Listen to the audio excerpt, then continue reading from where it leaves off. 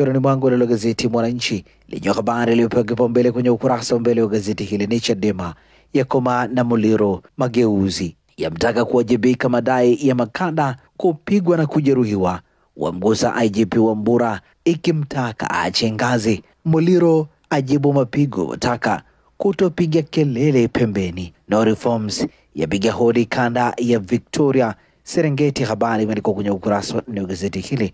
Idadi ya makada ambao Chadema imetangaza kuwa ndio waliokamatwa na jeshi la polisi 24.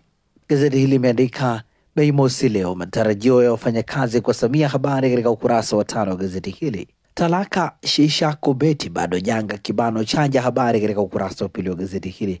Takwimu za ndoa wanaopeana taraka zinashtua, huku wimbi la vijana kuvuta shisha na watoto kujiingiza kwenye michezo ya kubahatisha wangali wadogo ni janga kubwa kwa sasa nchini. Habari imeandikwa kwenye ukurasa wa 2.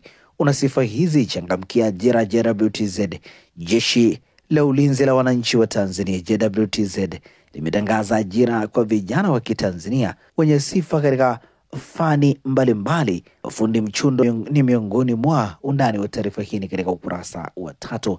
Kiini wasome kujiweka kando mijadala ya kitaifa.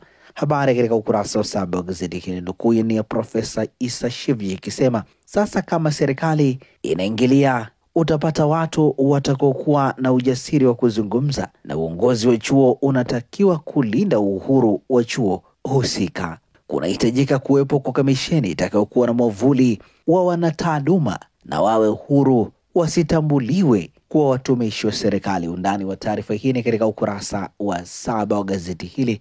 Lakini pia gazeti Mwananchi limeandika mitandao ya kijamii ilivyo na faida, hatari kwa afya yako. Habari imeandikwa kwenye ukurasa wa 3 wa gazeti hili, na hivi ndivyo ambavyo limeandika gazeti Mwananchi katika ukurasa wake wa mbele.